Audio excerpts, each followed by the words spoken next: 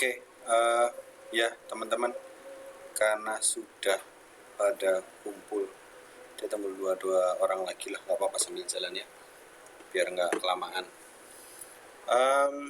Saya mulai pertemuan sore hari ini. Selamat sore, assalamualaikum warahmatullahi wabarakatuh. Waalaikumsalam warahmatullahi wabarakatuh. Semoga semuanya dalam keadaan sehat, dalam keadaan bahagia, dan dalam keadaan lancar dan banyak rezekinya.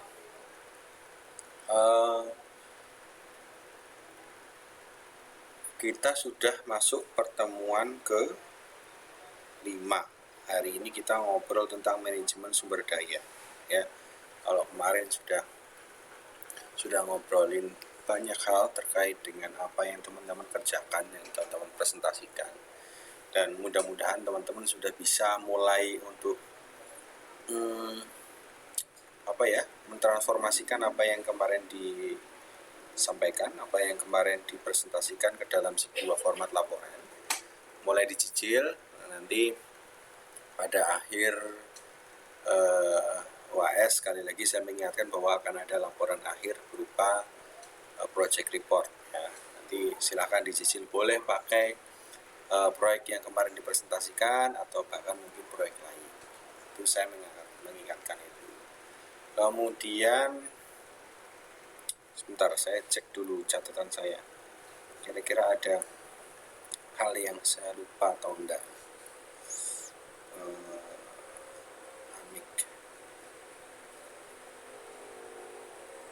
Oke. Kayaknya itu aja ya. Kayaknya itu aja yang harus saya ingetin ke teman-teman untuk persiapan tugas besar. Ini pertemuan kelima, 6, 7. Berarti 2 minggu lagi kita mungkin UTS ya, ujian tengah semester. Nanti mungkin sistemnya online. Mungkin bisa jadi saya pakai Google Form, atau mungkin bisa juga teman-teman pakai tulis tangan kemudian diupload. Nanti saya coba pikirkan dulu. Tapi yang kurang lebih yang kita pelajarin akan keluar. Nanti plus tugasnya itu akumulatif di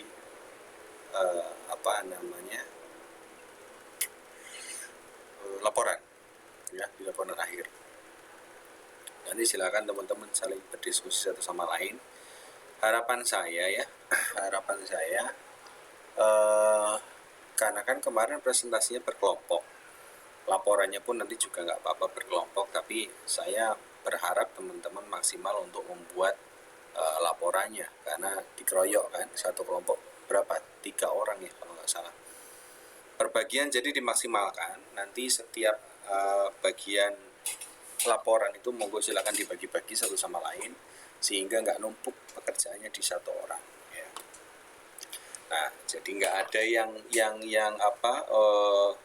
nggak ada yang cuman beliin gorengan doang atau gimana gitu nanti. Nah, terus gini, Mbak Wahyu, saya kalau UTS saya mewajibkan teman-teman untuk open camp. Nah gini, kalau jam segini kan mungkin teman-teman masih pada kerja ya, jadi mungkin ada yang belum ready untuk open camp, atau ada yang mungkin masih ribet. Biasanya gimana UTS-nya teman-teman ketika selama kerja? Di jam yang sama, atau bolehkah kita cari waktu lain untuk nyari senggangnya teman-teman sekalian?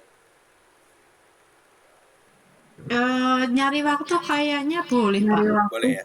Boleh juga iya. Oke. Berarti biasanya pakai hari apa?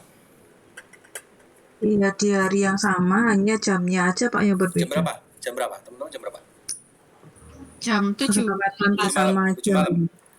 Ya. Oke. Kesepakatan bersama aja Mbak Wahyu. Kesepakatan bersama. Iya, yang lain gimana? Kalau 2 minggu lagi UTS jam 7 gimana? Karena saya mau mewajibkan teman-teman sekalian untuk open camp. Karena kan itu nanti ada monitoringnya ya. Jadi saya harus memastikan bahwa teman-teman benar-benar mengerjakan dengan oke. Jadi silakan cari waktu yang enak, yang sekiranya teman-teman untuk open camp juga nggak terganggu.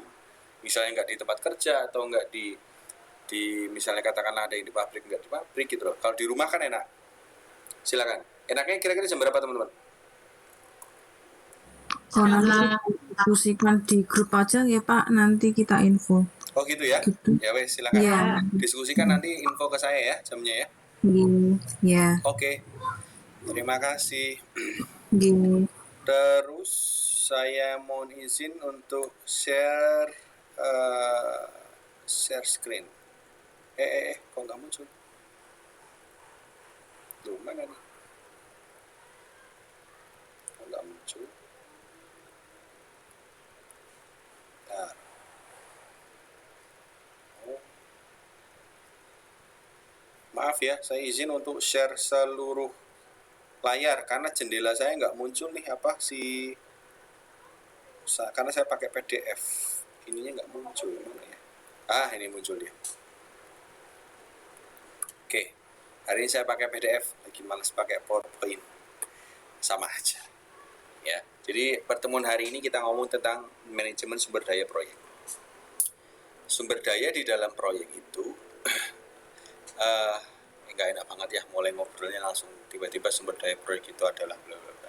Nggak, intinya begini, dari sekian banyak proyek atau dari sekian banyak sesuatu yang kita kerjakan secara timbul, baik itu profesional maupun non profesional, pasti di dalamnya ada sumber daya. Sumber daya itu bisa sumber daya manusianya, bisa sumber daya keuangannya, atau bahkan sumber daya peralatan dan lain sebagainya. Nah, di dalam materi pertemuan 5 ini kita coba akan ulas terkait dengan pengelolaan sumber daya, manajemen sumber daya.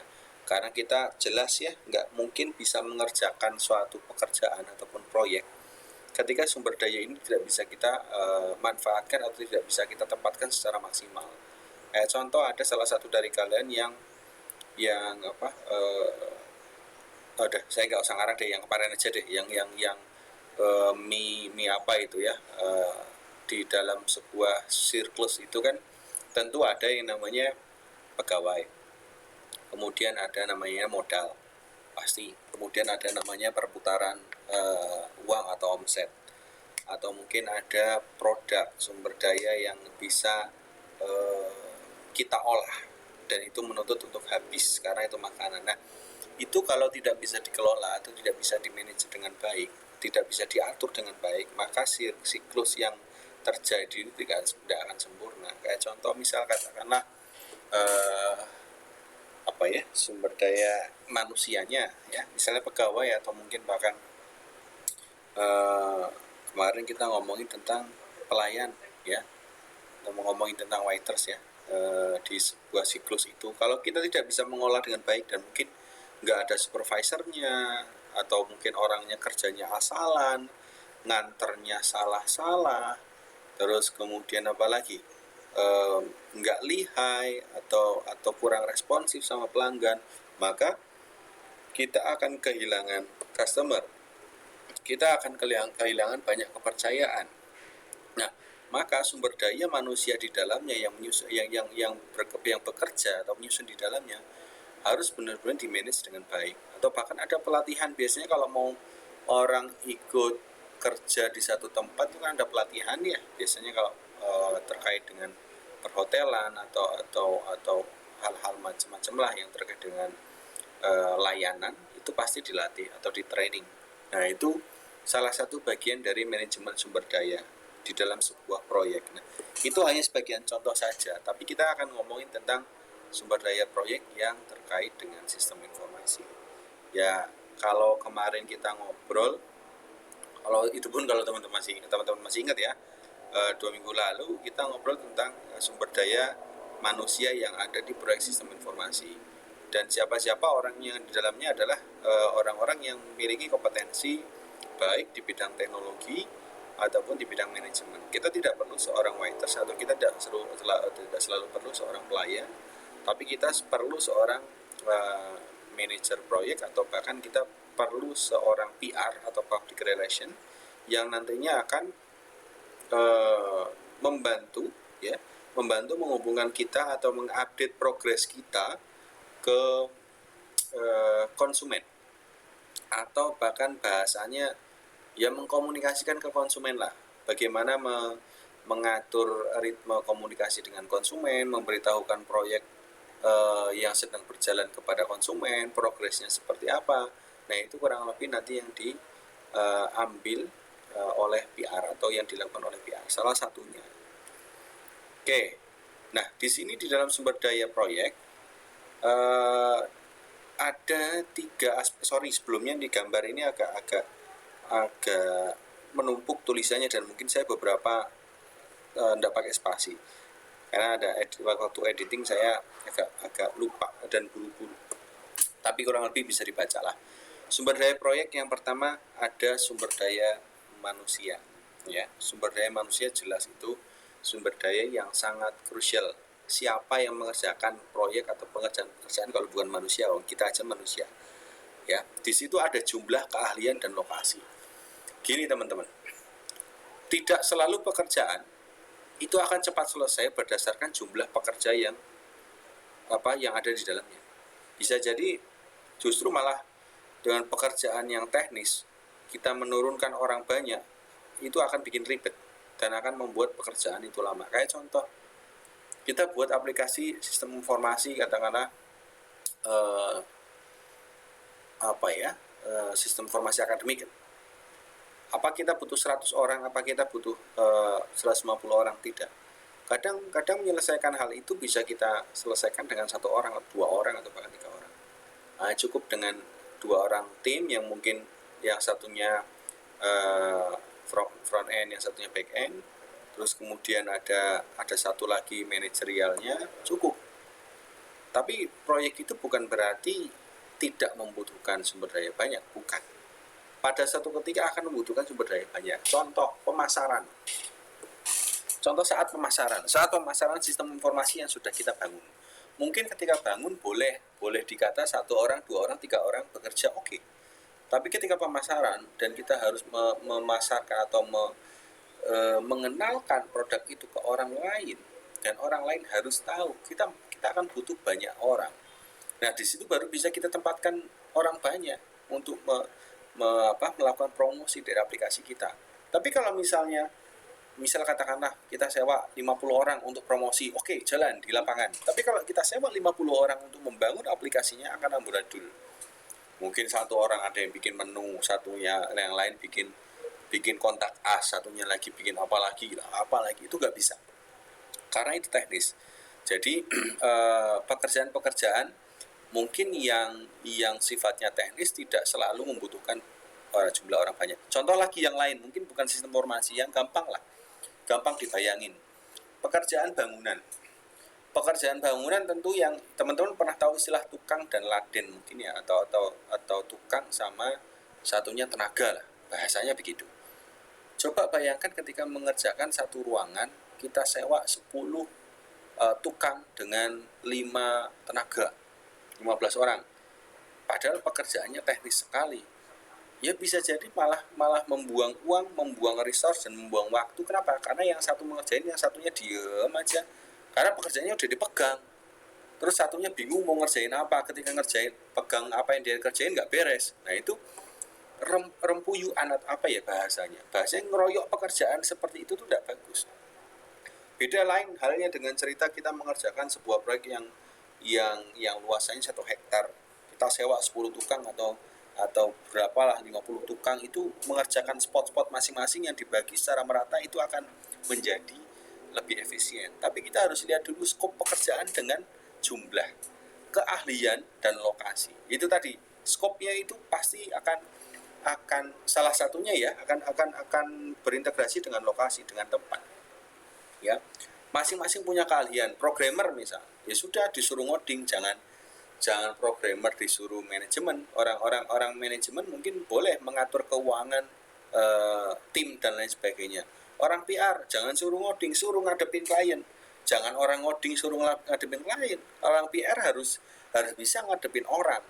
Tapi kalau misalnya kalian punya resource banyak tapi keahliannya salah menempatkannya, orang ngoding misalnya, orang bikin aplikasi suruh ngadepin klien, ya kaku, nggak kemana-mana. kakunya kemana-mana. Jadi kalau mau ngomongin sistem ya harus sesuai dengan apa yang dia bangun. Kalau PR beda bahasanya. Bahasanya adalah menyesuaikan dengan permintaan si klien dengan developer. Nah, developer itu nanti yang akan menjalankan apa yang diterjemahkan oleh PR. Nah, itu yang membuat sebuah proyek itu berjalan dengan lancar. Itu sumber daya manusia yang pertama. Yang kedua ada sumber daya lingkungan. Ya, ada perangkat lunak, perangkat keras, sumber daya jaringan. Nah, gini, kalau kita ngomongin tentang sistem informasi, maka kita akan ngomong terkait dengan software, hardware, dan jaringan. Sudah barang tentu pasti yang namanya laptop yang kita pakai atau komputer PC yang kita pakai untuk pengembangan aplikasi itu adalah perangkat keras. Di dalamnya ada perangkat lunak yang harus bisa kita operasikan, mau sistem sistem operasi atau bahkan mungkin perangkat-perangkat lain, dan kita juga biasanya menggunakan sumber daya jaringan untuk remoting system. Jadi kalau kita berhubungan dengan satu sama lain tanpa harus bertemu karena jarak mungkin, dan itu mengharuskan kita menyelesaikan tugas saat itu juga kita bisa menggunakan sumber daya jaringan. Nah, itu yang harus dimanfaatkan atau harus diberdayakan dan dimanage dengan baik. Sumber daya manusia, sumber daya lingkungan. Itu masuk ke lingkungan yang perangkat lunak, perangkat keras, dan jaringan. Yang ketiga, ada perangkat lunak yang dapat digunakan kembali. Nah, sumber daya ini termasuk salah satu poin ya yang mungkin tidak, atau bukan bilang tidak pernah, jarang seorang developer yang biasa lah ya, artinya yang tidak terlalu profesional banget tidak mengindahkan perangkat lunak yang dapat digunakan kembali, karena beberapa proyek itu ada yang sifatnya extend daripada proyek yang lama ataupun bahkan renew dari proyek yang lama, membuat sistem informasi yang baru, mutlak baru, karena berdasarkan dari pekerjaan tupoksi itu ternyata sistem itu sudah tidak mensupport ya, kemudian dia putuskan untuk membuat baru, kemudian di launching, atau bahkan memanfaatkan perangkat-perangkat yang lama yang sudah ada digunakan kembali. Di situ ada pembaruan komponen, kemudian ada komponen pengalaman parsial, kemudian ada pengalaman penuh dan komponen COTS. Nah, ini biasanya digunakan ketika si klien itu meminta, tolong dong, misal kata Mas, saya minta tolong dong buatkan aplikasi ini tapi yang tidak ekstrim. Tidak ekstrim artinya tidak jauh dari fungsional aplikasi ini. Oke, siap. Berarti nanti dibuatkan aplikasi yang kurang lebih hampir serupa, atau bukan hampir serupa ya, atau kepanjangan atau dari bukan kepanjangan ya. Ya, intinya perubahan atau perbaikan dari perangkat lunak yang sudah ada, dan itu bisa dirubah selama memang si pengembang lama itu menerbitkan sebuah blueprint atau guidance untuk mengembangkan aplikasi tersebut. Nah, itu ketiga sumber daya proyek di dalam sebuah proyek sistem informasi. Nah, resource project, pada sebuah proyek diperlukan adanya sumber daya manusia. Nah, sekarang tiga kategori itu tadi yang sudah saya sebutkan, di sini kita coba review lagi. Kita ada manusia, perangkat lunak, kemudian lingkungan. Ya, kita lihat sumber daya manusia. Tadi jumlah kalian lokasi sudah, tim kurang lebih ini penjabaran. Tadi saya menjabarkan yang di atas, ini penjabaran secara teksnya. Ya, evaluasi yang dilakukan nih, ketika kita menyesuaikan keterampilan si sumber daya manusia dengan proyek yang kita miliki, itu harus tetap dilakukan secara berkala. Ya, evaluasi tetap harus dilakukan secara berkala. Misal contoh, saya gambarkan lagi, membuat sistem informasi dengan 3 orang programmer dan 1 orang manajerial, berarti satu tim 4 orang ya. Ketika di tengah perjalanan ternyata aplikasi itu berubah, yang tadinya kompleks ada pengurangan fitur. Nah, di dalam proses itu seorang project manager harus bisa mengalokasikan sumber dayanya ya, ketika kebutuhan dalam proyek sudah tidak dimungkinkan ternyata aplikasi di tengah-tengah pengembangan itu harus ada pengurangan fitur. Terus menurut manajer proyek cukup dilakukan dengan 2 orang. Nah, itu bisa didiskusikan dengan manajerial itu, bagian keuangan itu. Apakah ia tetap prospek dengan 3 orang mengerjakan satu aplikasi yang memiliki pengurangan fitur, atau kita harus mengurangi 1 orang untuk artinya membatasi atau memasukkan biaya kos pengeluaran untuk sumber daya. Nah, itu perlu dievaluasi secara berkala, teman-teman. Ya, kadang teman-teman pernah dengar orang kerja di proyek, di tengah-tengah proyek diputus pekerjaannya dan yang lain tetap lanjut. Itu evaluasi, salah satu evaluasi perlakuan pada tenaga kerja yang mungkin tidak produktif atau bahkan mungkin menghambat pekerjaan. Nah, seperti itu harus bisa dilakukan oleh seorang manajer proyek.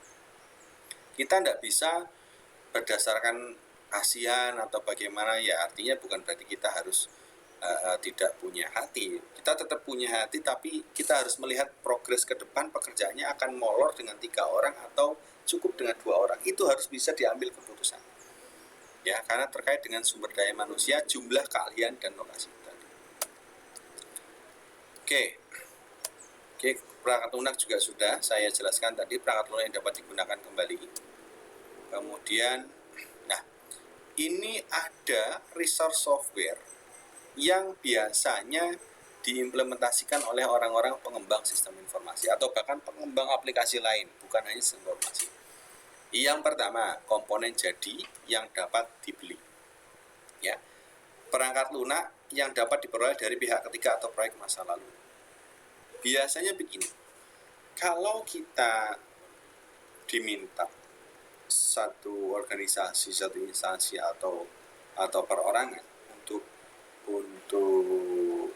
melakukan pengembangan software, dalam hal ini kita harus mengobrak-abrik resource software.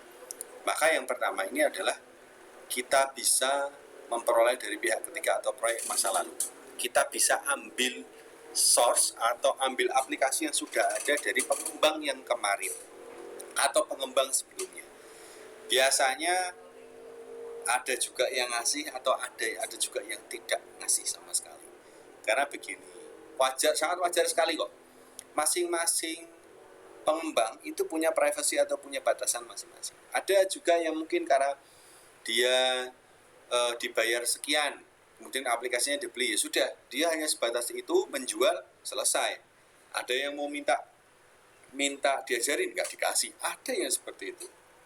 Tapi ada juga yang proyeknya bisa dibeli, katakanlah. Sistemnya bukan transfer knowledge, tapi beli. Misalnya saya bikin aplikasi nih, ya. Tadinya dibikin oleh Franz, saya putus, Franz sudah selesai, Franz. Saya mau pindah pengelola nih ke Wahyu misalnya. Nah, Wahyu untuk mengembangkan sistem ini yang saya punya, Wahyu harus kontak ke Franz, saya minta tolong dong blueprint dari sistem kamu. Franz ini bisa jadi menolak, bisa jadi mengiyakan. Menolak, loh, saya sudah dibayar Pak Pandu sekian kok. Ya, saya sudah dibayar dan saya nggak mau action lebih karena saya cuma dibayar segitu. Atau si Wahyu bilang, Franz, aplikasimu saya beli deh. Ya, source code-nya atau pengembangannya aplikasimu tak beli deh. Karena saya diminta Pak Pandu untuk melanjutkan pengembangannya. Oke, Franz kasih harga sekian, dibeli sama Wahyu, kemudian Wahyu dapat source code-nya sehingga dia bisa membantu saya untuk mengembangkan aplikasi itu. Itu di komponen yang renew, yang bisa kita beli dari pihak ketiga atau proyek masa lalu.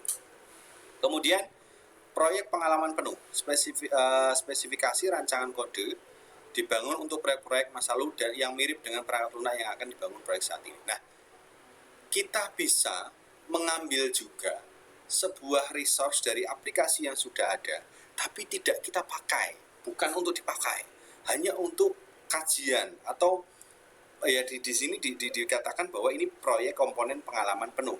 Jadi kita lihat, misalnya kita lihat sistem informasi. Nah, tadi balik lagi si Franz bikin sistem informasi untuk saya. Kemudian saya mau alih kelola, pindah ke Wahyu. Wahyu, kalau tadi yang case pertama adalah Wahyu beli programnya dari Franz, kemudian dikelola. Tapi yang kedua, yang pengalaman ini tidak.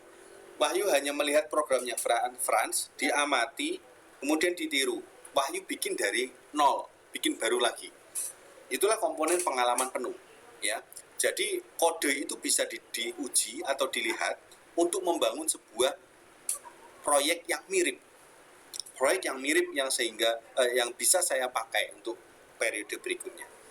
Atau ada komponen pengalaman parsial, ya, spesifikasi data uji dibangun untuk proyek-proyek masa lalu yang berkaitan dengan praktek lunak yang akan dibangun proyek saat ini. Berjalan barengan, proyek ini bisa dibangun, kemudian bisa ambil dari aplikasi yang lama, ya, sembari yang sedang digunakan ini berjalan, maka dia updated, aplikasi juga akan diupdate, sehingga nanti setelah ada fungsi ini akan di-upgrade lagi, ada fungsi baru lagi, di-upgrade lagi, sehingga pengguna itu akan selalu refresh, ya, karena ada proses pengembangan itu tadi. Atau bahkan komponen baru, komponen perangkat lunak harus dibangun oleh tim perangkat lunak khusus kebutuhan proyek ini. Tidak ada terkaitan dengan proyek lama, ya. Kalau anak muda sekarang bilang move on lah, pindah langsung buat sebuah sistem baru tanpa harus melihat proyek yang lama, langsung melihat kebutuhan saya. Kayak kalau tadi berarti contohnya lagi Franz, saya putus kontraknya, kemudian saya minta Wahyu untuk bikinkan aplikasi baru untuk saya. Dia tidak pakai aplikasi Franz sama sekali. Si Wahyu hanya tanya ke saya butuhnya apa, kemudian timelinenya berapa lama, apa yang harus dikembangkan, dia bikin baru, sudah tutup mata dengan sistem yang lama. Itu biasanya seperti itu. Ada juga yang tim mengambil langkah begitu. Apalagi nih, sumber daya lingkungan. Tadi sudah kita jelasin juga, kita loncat. Nanti ini untuk dibaca teman-teman, tapi saya sudah menjelaskan di awal tadi. Ada perangkat lunak, perangkat keras, dan sumber daya jaringan. Itu sudah kita bahas. Kemudian, tim proyek, ini judulnya ada yang mispasi nih, ya. Tim proyek dan organisasi. Ya. Peran perencanaan dalam suatu proyek sangatlah penting, teman-teman. Segala sesuatu harus dimulai dari rencana dan disepakati, ya, antara stakeholder. Stakeholder proyek secara umum itu ada pemilik proyek, komite pengarah, pengguna hasil, pelaksana proyek, ya. Jadi di dalam pelaksanaan proyek ini, semua stakeholder atau semua pemangku kepentingan, baik dari pemilik proyek yang punya duit, ya, atau orang yang dipercaya sebagai komite pengarah. Jadi kalau misalnya saya punya duit nih, saya kasih proyek ke kalian, tapi saya tunjuk orang untuk menjadi pengarah kalian karena saya nggak mau ikut campur. Silahkan deh, misalnya Wahyu tolong bikin saya sistem informasi, tapi nanti kalau selama perjalanan waktu itu silahkan hubungi Franz selaku komite pengarah yang saya percaya.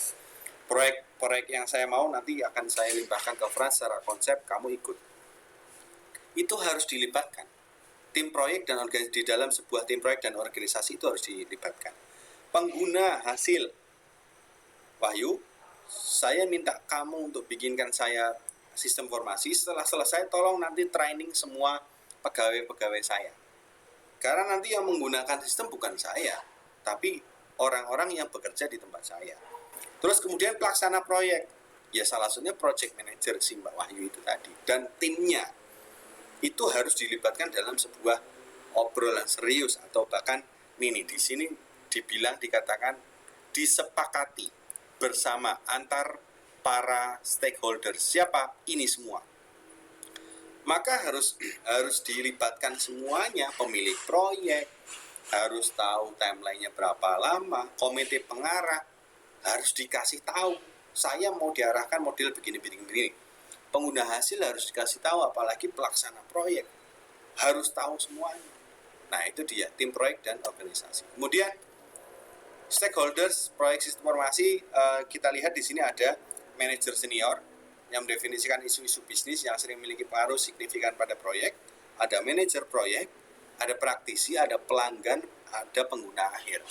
Kalau manajer senior dan manajer proyek kurang lebih itu orang yang berada di pihak ketiga atau orang yang menyanggupi, orang yang mengiyakan, atau orang yang menyanggupi proyek itu dilaksanakan, ya, itu dari sisi pihak ketiga, bukan dari sisi klien atau bukan dari sisi pemilik.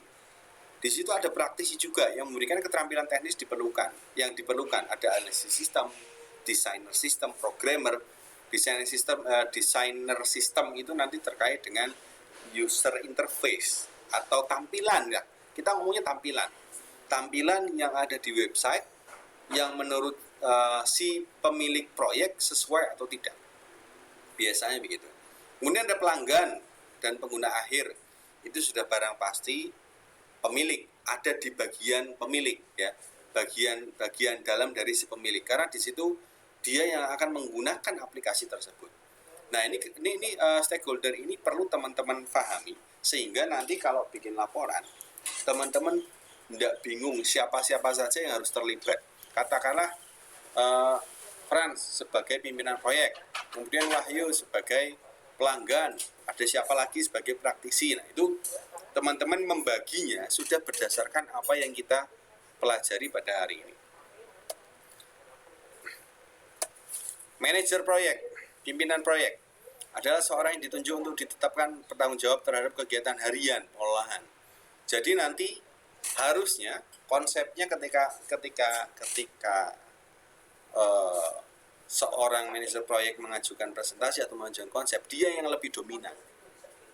Karena di situ ada keahlian personal, dia memimpin timnya, berkomunikasi dengan timnya, negosiasi dan membangun tim. Kemudian keahlian teknis, manajemen konfigurasi, ya, kita harus bisa memanage itu tadi, menempatkan sesuai dengan timeline-nya, menempatkan porsinya atau menempatkan keahliannya sesuai dengan bidang yang sedang kita garap.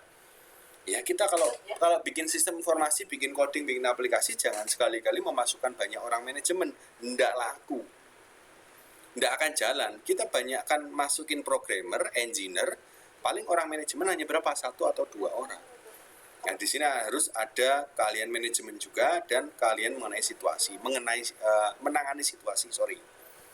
Ada fleksibel, kadang bisa kelas juga, kadang bisa kreatif. Kenapa? Karena kita nggak tahu loh, kebutuhan klien itu tiba-tiba berubah mendadak. Atau bahkan ada sesuatu yang sifatnya harus kita ambil keputusan dan itu membutuhkan waktu yang cepat. Nah, itu harus bisa menangani situasi seperti itu. Nah, ini organisasi proyek adalah organisasi yang disusun berdasarkan adanya sebuah proyek. Bila proyek tersebut sudah selesai, maka organisasi itu harus dibubarkan. Bentuk organisasi ini ada organisasi fungsional, produk dan area matriks atau proyek. Proyek ada operasi fungsional, operasi muri, dan operasi matriks. Biasanya pembubaran di sebuah proyek itu setelah klien menyatakan proyek ditutup atau proyek selesai sesuai dengan apa yang dimaksudkan oleh klien. Kalau klien bilang belum selesai, jangan sekali-kali membubarkan diri. Banyak yang kayak gitu, sehingga misal contoh saya manajer proyek, kemudian Wahyu engineer, siapa lagi Frans, apalagi manajemen. Tiba-tiba sebelum proyek selesai, sebelum klien bilang putus, oke kami pakai, saya bubarkan tuh orang. Ketika klien menghubungi Frans sebagai manajemen atau orang yang mengurusin ya keuangan dan sebagainya, dia lepas tangan, oh saya sudah bubar Pak, tim saya sudah bubar, atau bahkan ngubungin Mbak Wahyu biasanya kalau klien langsung ngubungin engineer, Mbak ini gimana, oh mohon maaf perusahaan saya sudah atau tim saya sudah bubar. Sering banget itu ketemu kayak gitu. Maka teman-teman harus berhati-hati dalam menghadapi klien. Pastikan dulu bahwa si proyek itu sudah benar-benar bisa dimanfaatkan secara maksimal. Itu yang sering terjadi dalam sebuah organisasi proyek. Nah, ini nanti bisa dibaca teman-teman, kurang lebih apa yang disampaikan di atas tadi. Nah, ini penting juga nih. 7 faktor terkait pemilihan organisasi. Pemilihan ya. Agak typo. Nah, Yang atas mengerucut ke atas itu mulai dari satu ukuran proyek, skala yang kita ambil di proyek itu besar atau kecil, kita harus tahu kita main di mana. Contoh katakanlah, kalau kita main di skala nasional, jangan sekali-kali kita pakai cara main orang lokal. Katakanlah saya tembus proyek untuk kepresidenan misal katakanlah. Jangan sekali-kali mainan seperti saya dengan Mbak Wahyu misal katakanlah hanya yuk tolong bikinin ini. Nggak bisa. Kita harus tahu skala proyek yang sedang kita tangani. Ada kebijakan-kebijakan strategis di nomor 2 yang bisa kita pelajari, karena itu tadi, setelah kita tahu ukuran proyek kita lihat kebijakan-kebijakan yang menaungi di dalamnya. Ya, kebijakan-kebijakan yang menaungi di dalam sebuah proyek itu, atau bisa jadi kebijakan internal di dalam sebuah proyek, pelaksanaan proyek, atau eksternal, kebijakan-kebijakan kontrak yang mengatur di sebuah kawasan tersebut. Ya mungkin secara hukum legalnya kali ya bisa kita lihat, atau bahkan kebijakan yang diterapkan oleh klien kita nggak tahu. Terus kemudian tulisan saya kayaknya agak ini karena tadi ada saya pakai converter jadi pecah semua ini spasinya, sorry ya, tapi mudah-mudahan teman-teman tetap bisa baca lah. Ada kebutuhan terhadap inovasi terbaru, itu sudah sangat-sangat penting sekali, dan kita tidak boleh kekeh dengan teknologi yang lawas kita pergunakan. Yang keempat, ada kebutuhan terhadap integrasi jumlah departemen yang terlibat. Nah, di dalam proyek itu pasti si organisasi itu punya bagian-bagian yang penting, yang krusial. Bagian penting dan krusial itu sekiranya perlu diintegrasikan, ya kita harus menyediakan integrasi tersebut. Jangan sampai kita bilang, oh maaf Pak, biayanya cuma sekian, saya nggak bisa integrasi. Oh, itu fatal sekali ya untuk seorang project manager. Kemudian kompleksitas lingkungan yang kelima, jumlah interface eksternal. Beberapa orang menginginkan beberapa function yang berbeda, maka kita harus sediakan, kita harus privilegekan apa yang mereka inginkan. Kemudian nomor 6 ada constraint waktu dan anggaran. Itu kalau kita pakai converter jadi begini nih, hilang. Konsentrasi waktu dan anggaran.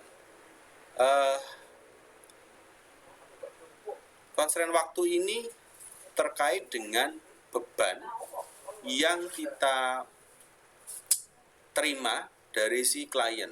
Kita buat aplikasi segitu besarnya, tapi kalau kita tidak punya rentan waktu yang baik dan anggaran yang oke, kita nggak akan bisa tepat waktu. Biasanya begitu. Kemudian yang 7 adalah stabilitas permintaan sumber daya. Saya aja bingung bacanya.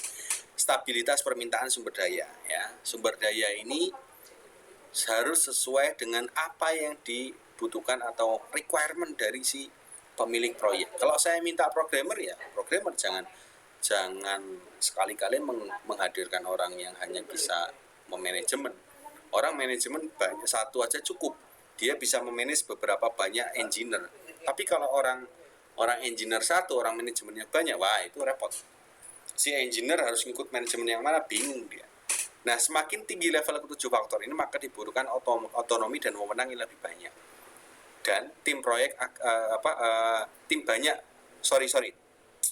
dibutuhkan otonomi yang lebih banyak pada proyek dan tim proyek. Ya, otonominya banyak ada di proyek dan tim proyek. Tim yang memiliki proyek itu, yang menjalankan proyek itu. Karena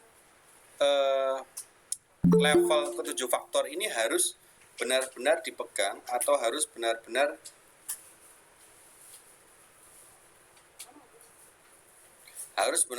diperhatikan oleh penyelenggara, ya, si pemilik proyek.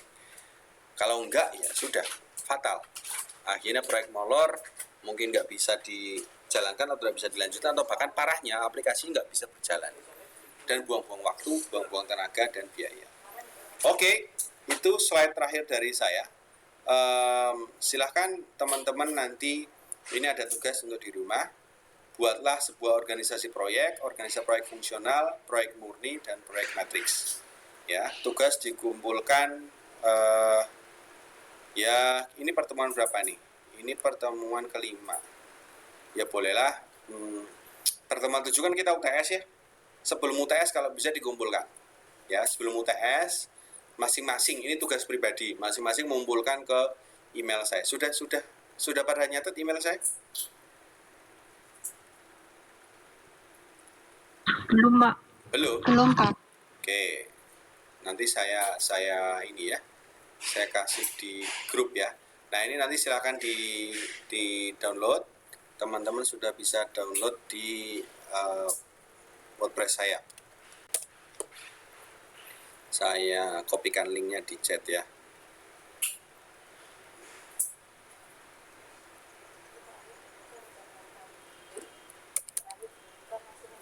Nih.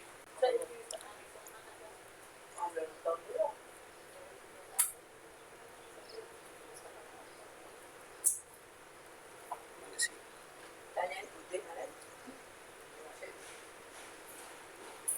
Ini saya chat kalian. Tuh, kalau enggak saya share juga di ini nanti di mana? Di WhatsApp ya. Nah, silahkan nanti udah muncul belum? Silakan ini nanti dilihat tugasnya. Masing-masing kirim email ke saya. Ya. Ini sekalian juga untuk teman-teman dipelajari, tapi yang dikumpulkan cukup yang ini, tugas rumah aja. Buat bagan organisasi. Boleh pakai Microsoft Word atau boleh pakai tulis tangan kalau memang tidak memungkinkan untuk Microsoft Word. Tulis tangan yang rapi, digaris, ya teman-teman bisa lihat, bisa cari referensi 3 organisasi proyek ini. Nah, nanti yang tidak bisa menggunakan Microsoft Word tinggal difoto, kemudian fotonya dikirim ke email saya.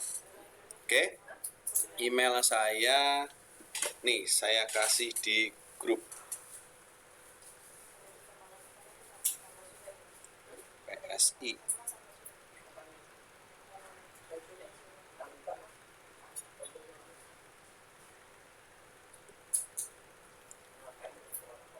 Dah, itu saya kasih email di grup. Silakan kirim ke email itu. Makin awal makin baik nilainya. Saya kasih challenge-nya yang ngumpulin terakhir ya tentunya nggak sebaik yang ngumpulin duluan ya. Tapi saya kasih waktu sampai dengan sebelum UTS pertemuan 7. Oke, itu aja mungkin yang bisa saya sampaikan. Kurang lebihnya mohon maaf. Nah, nanti kalau ada yang belum tahu link ininya saya